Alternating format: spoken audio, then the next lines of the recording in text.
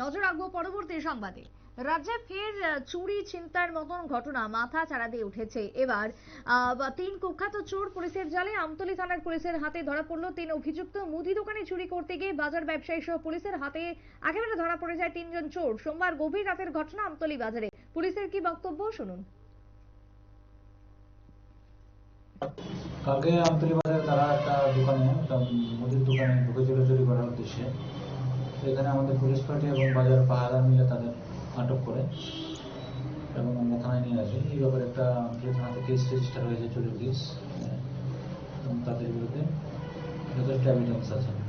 একজন নাম পল্টু দে, একজন বিশাল দে, আর একজন রামপ্রসাদ পার্সি। ওরা স্বীকার করেছে এবং উপস্থিত সাক্ষীরাও তা দেখেছে।